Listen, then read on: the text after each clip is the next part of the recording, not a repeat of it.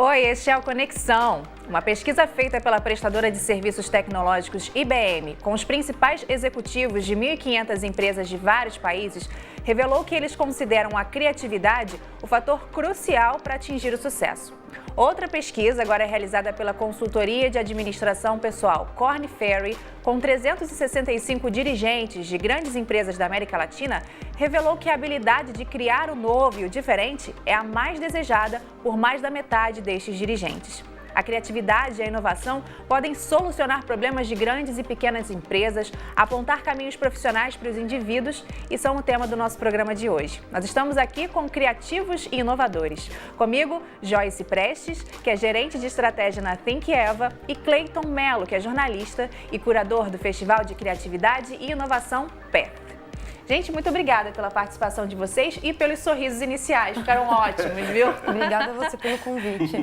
Voltem, eu gosto muito da gente poder falar sobre essa questão de inovação e criatividade, porque foi o que a gente falou no início, né? A criatividade pode solucionar problemas de grandes empresas, de pequenas empresas, mas problemas particulares também. O que você percebe lá na Think Eva, assim? Qual que é o papel da criatividade, já que vocês trabalham com criatividade, né?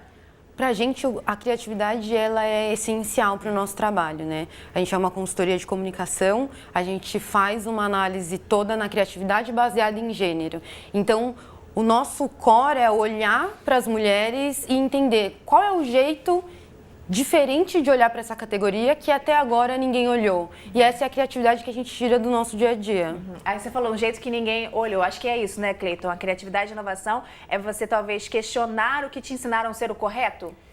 Sim, Karen. E também eu acho que tem uma outra coisa super importante quando a gente fala de criatividade, que é observar. Né? Então, por exemplo, o meu trabalho está muito relacionado a comportamento, tendências na vida das cidades, na vida urbana.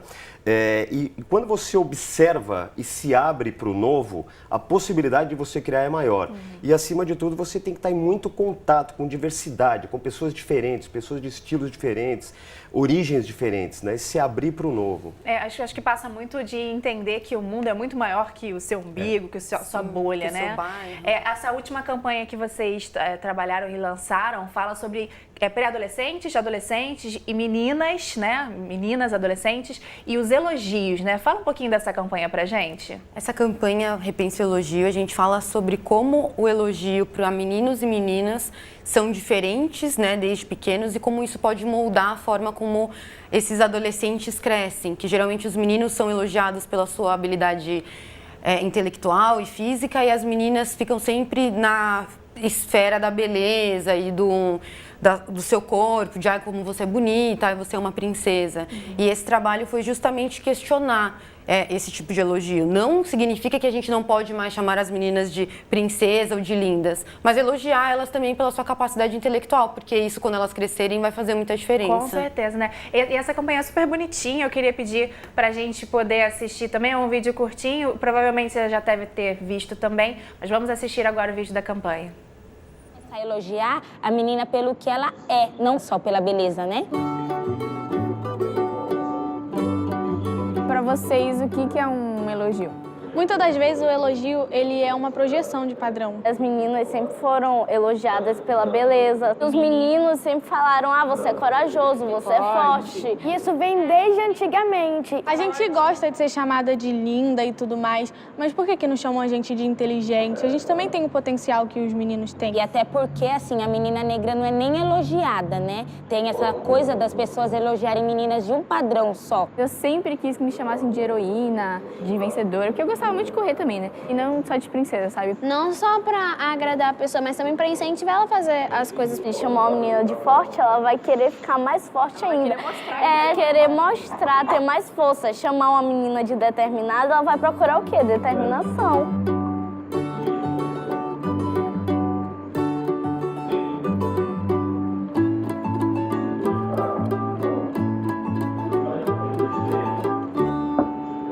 Joyce, vocês, gente, olha, sério, essas meninas me emocionam e eu fico assim, não é possível, elas seguiram algum roteiro, isso foi uma conversa mesmo, explica isso pra mim, gente. Isso foi uma conversa e quando eu tava lá na gravação e elas começaram a falar tudo isso e a gente ficava se olhando e falava, gente, se eu tivesse essa consciência com essa idade, muitos dos meus problemas hoje teriam sido resolvidos. Poderosíssima, né?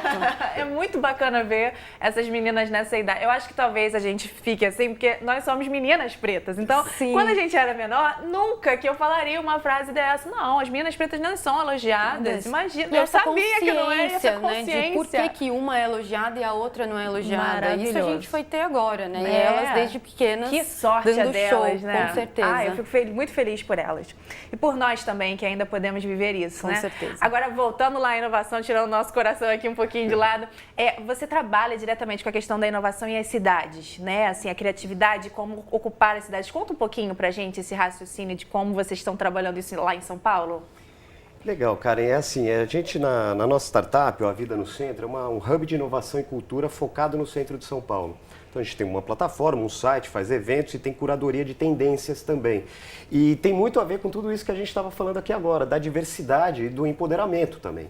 Porque é o seguinte, no centro de São Paulo, é uma região que passou por muitas dificuldades nas últimas décadas, mas agora vem se recuperando por conta das pessoas. E a diversidade é um ponto fundamental. Isso tem a ver com uma nova relação com o espaço público. Então, ali no centro, você tem a questão de gênero muito bem colocada. Existe uma convivência, existe uma aproximação entre os diferentes, coisa que nem sempre acontece em outros bairros de São Paulo. E isso repercute numa nova relação com o espaço público.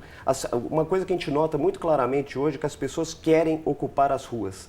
As pessoas querem eventos ao ar livre, as pessoas querem se encontrar, o ativismo social está muito forte. Então, o trabalho que a gente faz no A Vida no Centro tem muito a ver com isso. Dar voz a isso, estimular e conectar as pessoas e atores para poder fazer esse movimento de recuperação do centro vir adiante. Esse é um aspecto que eu acho interessante, que a criatividade, ela é gente, ela é humana, né? Assim, eu acho que isso que é bacana, né? Essa questão de compartilhar ideias. A gente vai falar ao longo do programa sobre o Festival Perto, que vocês dois vão participar, e acho que uma das propostas do festival é justamente essa, fazer as pessoas trocarem ideia para chegarem a soluções, né? Talvez seja isso, a criatividade você acha que se constrói no compartilhar? Com certeza. Quando a gente fala principalmente dessa questão de diversidade, grupos diversos, eles pensam em ideias muito mais inovadoras e muito mais criativas. Porque eles partem de espaços e de vivências muito diferentes e essas diferenças contribuem para uma ideia muito mais inovadora. Então, quando a gente fala sobre ocupação de espaço, principalmente quando você é mulher, é um espaço que sempre foi negado para a gente, né? A gente tem ainda medo de estar naquele lugar pela violência que a gente pode estar exposta, mas a gente entende que nos últimos anos a gente começou a lutar para querer sim estar naquele lugar e isso fez com que muitas iniciativas aparecessem por conta dessa nossa vontade de estar naquele lugar. E isso é muito a criatividade, né? Você falou que as pessoas estão querendo o ar livre, né? Sim. Isso é interessante de observar também, porque antes a gente via uma tendência muito de cada um ficar no seu apartamento, né? O que você acha que pode estar provocando essa mudança? É essa questão da rede social mesmo? Eu acho que a rede social, Karen, pode ser o canal por onde isso está se manifestando mais claramente. Eu tenho a impressão, isso na área de urbanismo também, é muito discutido, urbanismo e arquitetura. O que acontece é o seguinte, as grandes cidades, o Brasil acabou importando um modelo de cidades muito espraiado, né? Então você vai cada vez mais para bairros mais longes e as pessoas ficam muradas, né? Então são condomínios fechados, medo, insegurança. E o que eu consigo enxergar desse movimento? As pessoas, eu acho que estão saturadas de ficarem tão enclausuradas e tão fechadas, estão começando a se encorajar de ir para a rua. E ir para a rua é conjunto, é convivência. Então, por exemplo, em São Paulo a gente tem um caso muito interessante do Minhocão. O Minhocão, só para contextualizar, é uma construção dos anos 70, que é um elevado e que sempre foi tido como uma questão feia, problemática. Mas o que está acontecendo? Aí entra a criatividade e a inovação. As pessoas, e aí tem uma mobilização de moradores, ativistas, coletivos, para ressignificar o Minhocão. As pessoas passaram a ocupar o Minhocão como parque, para caminhada. Isso resultou numa mudança de lei E hoje, oficialmente, existe o Parque Minhocão. Então é um lugar cheio de concreto, mas que as pessoas usam para andar, para ler, para conversar, ou seja, ressignificaram o espaço público. Isso é criatividade. E interessante, nesse caso, a gente não tem nenhum investimento, tipo assim, houve um investimento de melhoria, algo caro a se fazer nesse caso? Não. Olha só, né? Genuína das pessoas de estarem... Exatamente. É só criatividade. É só criatividade e aí pressiona o poder público e o poder público tem que dar uma resposta por meio da legislação, E aí por exemplo, eu queria fazer uma ponte justamente para a nossa vida como indivíduos também. Tipo, às vezes a gente está falando assim de criatividade no mercado, na cidade, mas às vezes a criatividade pode ser a solução para um problema que você tem na sua vida. Totalmente. Né? Às vezes você não trabalha numa empresa, você não é um empresário, mas às vezes você tem uma forma de fazer as suas coisas particulares que precisam de um improvement, de uma mudança, de uma melhoria. E a criatividade pode ser a solução também. Totalmente. Eu acho que aí tem uma questão super importante, Karen, que a gente está num momento de transformação digital profunda, que isso está mudando carreiras, mercados, trabalhos. E o que acontece? A pessoa, no plano pessoal, ela precisa se reinventar. Sim. Isso passa por identificar suas competências, suas habilidades, o que ela gosta de fazer e aproveitar o seguinte, pô, se ela trabalha numa área e aquilo não está dando mais certo, que tipo de competências eu tenho, o que eu posso fazer com aquilo de uma maneira diferente. Isso vai passar também por uma forma diferente de se relacionar com a família, com os amigos. Ou seja, é parte do indivíduo, de uma mudança pessoal para depois repercutir em negócios ou qualquer outra coisa. Isso é muito legal, né? Parece que você está aproveitando a sua vida de verdade, exatamente, né? Dá essa para sensação, dar sentido né? para a sua vida. Assim. Agora, falando em sentido, então, já que ganhamos esse link aqui de graça, eu queria chamar para essa conversa o Pedro Araújo Mendes, que é especialista em inovação social e projetos sustentáveis, vai falar com a gente por Skype. Oi, Pedro, você está me ouvindo bem? Olá, estou escutando sim. Ah, que ótimo. Obrigada aqui por participar com a gente. Eu gostaria de começar perguntando para você, nessa questão de inovação, existe a necessidade de ser inventivo, criativo, mas hoje as pessoas estão mais preocupadas também com a própria felicidade. Você percebe isso? Ah, com certeza, assim, eu percebo isso. Acho que as coisas estão muito conectadas, assim, as duas. Ser inventivo e ser feliz, acho que é bem ligado uns aos outros, né? Agora, a gente está falando aqui, lógico, existem pessoas que não têm essa oportunidade. O Brasil é um país que não dá oportunidade para todo mundo ainda. Mas você acha que quem tem a oportunidade hoje se preocupa em trabalhar com ações ou com atividades que façam sentido para ela, que se engajar em negócios que sejam realmente a cara da pessoa? Isso cada vez mais, assim, eu dou curso por todo o Brasil nessa área, assim, e cada vez mais meus cursos são pessoas buscando que, apesar de terem algo que foi satisfatório em termos financeiros, em termos de profissão, mas não é mais feliz, né? Ela não sente que faz sentido na sua vida, perdeu o seu sonho. Então eu falo que é muito importante esse lado, eu vejo que isso é bem presente, da pessoa buscar realmente se realizar enquanto ser humano, mais do que somente financeiramente na vida, né? E tem tudo a ver também com a criatividade, que é o tema disso, assim, que tem que ter criatividade para se reinventar, para mudar, ver que o mundo está mudando. Então, é bem conectado. E aí eu gostaria de começar falando com você também sobre o papel da tecnologia aí na inovação e na criatividade. Hoje não dá para pensar em inovação e criatividade sem pensar na tecnologia, né? Ela já está na nossa vida, né? Sim, e o que eu acho que ela faz, assim, na verdade, a tecnologia é uma ferramenta. Assim, e como qualquer ferramenta, é o uso dela que vai fazer a diferença. Mas a grande diferença hoje em dia é que eu não tenho dúvida que a gente está passando por uma terceira grande revolução no mundo, que é a revolução digital, a conexão, e a tecnologia é a base disso. E com isso, as pessoas se conectam mais, a gente consegue maior diversidade. Uma pessoa pode se conectar com alguém do outro lado do mundo com muito mais facilidade do que antigamente. Pode ver coisas que nunca viria da sua casa através só da sua televisão, mas pela internet, pelos aplicativos sociais. Então, isso cria muito mais sinergia e proporciona uma maior criatividade. Então, a tecnologia é fundamental nesse papel, né? Ela apoia muito isso. E você acha que ainda é muito caro investir em tecnologia, visando a inovação? Aí eu estou pensando para uma empresa, né? Ainda é muito caro aqui no Brasil isso? Eu acho que cada vez os custos estão caindo mais, assim. É uma coisa que não é, claro, não é tão familiar, tem muitas empresas que estão assim, mas é algo que é bem viável hoje em dia. Você tem várias alternativas, várias startups, vários movimentos que buscam essa inclusão digital, essa inclusão para todas as áreas, né?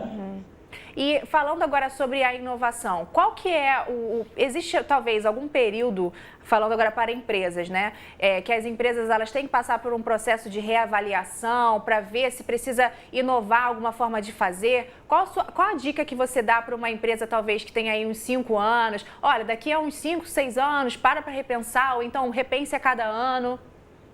Então, o que eu vejo muito nessa tendência é o seguinte: hoje em dia está tudo muito dinâmico e muito rápido, e as pessoas não estão querendo parar em um lugar só. Se algum lugar já não está dando certo, elas querem ir para outro lugar. Então, a gente sempre fala assim que um compromisso mais forte com algum grupo, assim, com uma empresa, assim, você consegue manter de 6 meses a 1 ano. A partir de 1 ano, você não sabe o que vai acontecer na sua vida, e as pessoas querem ser felizes, querem se realizar. Então, eu sempre recomendo nos projetos que eu faço, assim, no máximo, você pode ter uma visão macro, uma projeção maior, mas as avaliações serem sempre constantes. O ideal é que a cada 6 meses, a cada 1 ano, sempre estar revendo, repensando, celebrando tudo aquilo que foi feito. E foco muito nisso, nesse papel da celebração, uma celebração genuína. Quer ver as pessoas, como é que estão as relações, o que a gente quer melhorar, como que a gente quer ir para frente. Então, realmente, não faz mais sentido hoje em dia você pensar que é um plano de estar numa empresa ou estar trabalhando uma coisa para 10 anos, 20 anos. Você pode até ter essa visão macro, mas é sempre bom ter esses marcos a curto prazo, esses ciclos mais curtos de feedback. Tá ótimo. Ô Pedro, eu quero muito agradecer a sua participação com a gente. É muito interessante a gente ouvir, assim, quem está estudando diretamente a inovação, né, trazendo essas dicas aí, tanto particulares, né, individuais, quanto para empresas também. Muito obrigada, tá bom? Por nada. Ele estava falando... deu tchau. Ele estava falando sobre essa questão, assim, de que hoje as pessoas são muito rápidas, são muito dinâmicas, as pessoas querem ser felizes e tal. A impressão que dá é essa mesmo, né? Assim, a gente mudou muito em relação às nossas relações trabalhistas, né? As pessoas não estão muito querendo ficar 10, 20, igual meu pai, né? 30 anos na mesma empresa. Eu nem consigo me imaginar, assim, né? Ficar tanto tempo na mesma empresa executando a mesma função, né? Sim, e hoje a gente tem uma relação diferente com o trabalho, né? Não, como ele falou, não é só financeiro. Você tem que enxergar um propósito no que você está fazendo. Você tem que enxergar algo maior ali, senão realmente não faz muito sentido. E eu acho que esse também é um viés muito importante quando a gente fala de criatividade e inovação, que é o que move a pessoa à mudança. Aquilo não está mais sendo legal para ela não está sentindo que aquilo está fazendo impacto, ela não vai mais perder muito tempo naquele mesmo lugar ou naquela mesma empresa. Ela vai buscar outras formas e nessa busca ela acaba inovando, criando, iniciando startups ou coletivos ou grupos de pessoas que consigam inovar em diversas esferas, né? Agora, Cleiton, a gente está falando aqui sobre essa questão, a gente não quer ficar tanto tempo, mas ainda é uma parcela pequena da sociedade que tem essa chance, né? Sim, de chegar e falar assim, não, esse trabalho não está mais legal para mim, vou inventar outro troço, né? A gente sabe que a maioria das pessoas ainda tem que lutar muito para sobreviver aqui no Brasil. Mas hoje a gente tem a tecnologia e que conecta a gente com possibilidades. Você acredita que hoje a gente consegue fazer contatos, talvez, que a gente nunca faria graças à tecnologia e conseguir fazer essa transição para lugares melhores, trabalhar em locais com coisas que você se interesse mais? Sim, hoje, Karen, já tem essa possibilidade. Você apontou uma coisa super importante, né? Porque uma coisa é a gente pensar na mudança quando você, de repente, tem condições, eventualmente, para poder fazer isso. E a maioria das pessoas, muitas vezes, não tem. Agora, a tecnologia permite que isso possa acontecer. E aí é um outro dado do que a gente está vivendo hoje. A gente vive numa sociedade em rede. Eu acho que aí tem uma questão que independe de questão salarial ou financeira, de nível socioeconômico, mas de possibilidade de atitude. Porque o que a gente está vendo cada vez mais também é o seguinte, nas periferias, a periferia está se conectando. Sim. Então você tem os ativistas e estão surgindo negócios sociais, startups. Então isso pode abrir possibilidades para pessoas de diferentes regiões, diferentes níveis socioeconômicos se conectarem a outras. Eu acho que o principal recado aqui seria esse: conecte-se ao outro, né? Busque soluções perto de você e use a internet para descobrir quem também está querendo fazer algo diferente. A partir daí pode surgir uma oportunidade de uma startup, de um projeto que nasce social e depois vira profissional. Então acho que essa é uma possibilidade que a tecnologia permite. É verdade. Há 20 anos não tínhamos essa possibilidade. E é engraçado que às vezes eu tenho a sensação que as pessoas às vezes são vizinhas e têm a mesma ideia e não se conhecem. Hoje a internet corta, né, esse caminho, faz você conhecer essas pessoas. Sim, né? tem até um exemplo que eu gostaria de dar. Eu também, além desse trabalho todo com a cidade, eu tenho uma questão muito com tecnologia no agronegócio, na agricultura. E a gente vê que no ambiente urbano, por exemplo, está crescendo muito rapidamente a agricultura urbana. Então as pessoas estão fazendo hortas urbanas. Já estão surgindo startups, que é um aplicativo que conecta, por exemplo, para evitar desperdício. O desperdício de alimento é um problema seríssimo hoje no mundo. Estima-se que 30% a 35% de todo o alimento produzido é desperdiçado. Já tem startups que criaram aplicativos para conectar, por exemplo, a Joyce. A Joyce mora perto do meu bairro e aí ela comprou alface, passou na feira, não consumiu tudo que ela tem. Ela coloca nesses aplicativos, olha, eu tenho aqui tanto de alface, não sei o quê, estou vendendo, estou abrindo. Aí alguém que está no bairro já tem, então, ou seja, isso é uma solução que é barata, mas é o seguinte, já estão surgindo aplicativos, aí que entra a criatividade e inovação de novo, para resolver um problema de alimentação, um problema do desperdício de alimento. Então, eu acho que muito mais do que dinheiro, é a iniciativa e você usar a tecnologia a seu favor para se conectar e criar soluções. E ter cara de pau mesmo, né? De falar, fulano, você é bom nisso, eu sou bom naquilo, vamos trabalhar juntar, junto, vamos fazer dinheiro, gente. Com certeza. Agora, Jéssica, falando sobre a questão do mercado, e a gente não pode ignorar a questão da igualdade racial, que a gente busca tanto. O que você sente, assim? O mercado, ele está valorizando, ele está acreditando nas pessoas pretas, além dos locais onde estamos pré-determinados? Eu acho que existe uma movimentação para que isso aconteça, mas eu acho que é ingênuo a gente achar que chegamos em um momento onde a gente tem um avanço grande. Então, existem sim empresas, agências de publicidade principalmente, que já têm programas de fazer contratação de mulheres e homens negros em cargos de liderança, né? Porque é onde a gente quase não existe nesses cargos. Então, existe essa preocupação, sim, de grandes empresas e marcas, mas ainda a gente está engatinhando nisso. Mas por conta de toda a discussão que foi levantada, dessa questão de diversidade, está muito ligado à inovação, acho que agora as empresas vão começar a olhar com mais atenção para isso. E eu espero que realmente haja uma mudança para terem mais pessoas negras dentro das empresas, porque é isso que vai fazer a gente inovar, é isso que vai fazer a gente ser realmente criativo, né? E ouvir todo mundo, né? Isso que é legal, né? Quando você tem um representante de diversas... Quando você tem a diversidade, mais gente é ouvida. A verdade é essa, né? Mais gente é representada. Isso é super bacana. Você consegue achar soluções que sejam para todas as pessoas e não só para uma parcela da população, né? E isso, pegando um gancho, tem uma coisa super importante, que é a seguinte, tem um autor que eu gosto muito, chama de Steven Johnson, e ele fala exatamente disso. Ele até cita um exemplo que em Londres, durante a Revolução Industrial, quando a inovação acontecia nos cafés. Por quê? Porque as pessoas estavam ali todas juntas, de origens diferentes e tal.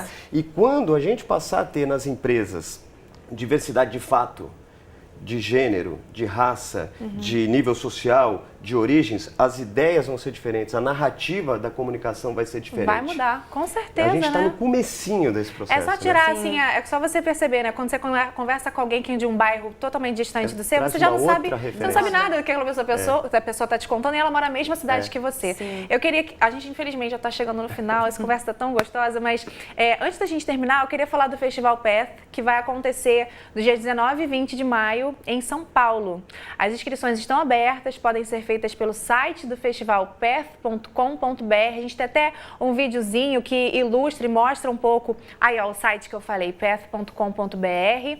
É um festival que esses dois aqui que estão conversando comigo vão participar. Vocês contam rapidinho para mim sobre o que cada um vai falar? Cada um tem 20 segundos, talvez? Consegue resumir? Sim.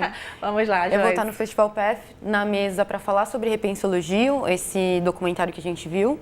Então, a gente vai discutir com a diretora do filme, cliente, agência que participou, sobre todo o processo que foi até o filme nascer. Ah, legal. E você? Cleiton? Bom, eu sou curador do PEF já pela 4ª edição, então eu sou curador da vertical de agroinovação, a gente discute agricultura, comida, alimentação e também com painéis sobre o centro de São Paulo, que é uma parceria da Vida no Centro, a minha startup com o PEF, discutindo uma nova relação com as cidades e como recuperar o centro de São Paulo. E o festival ele tem a proposta de ter, tipo, 500 horas de programação inédita. Cara, eu estava vendo, nunca participei do festival, mas eu estava dando uma olhada. E assim, você consegue participar de projetos totalmente diferentes, né? Conversas como essa, até aula de yoga, vai ter show, tem dança, tem música, tem festa. Então, se você tiver a oportunidade de ir para São Paulo, se estiver em São Paulo, a gente deixa essa dica aqui para você conversar um pouco mais sobre inovação e criatividade, tá bom? Gente, um prazer conversar com vocês. Prazer Muito obrigada mesmo, pela muito participação legal, com a gente, tá bom? A você de casa, muito obrigada pela sua companhia. Se você quiser rever esta ou outras entrevistas, é só acessar o futuraplay.org. Um beijinho e até a próxima.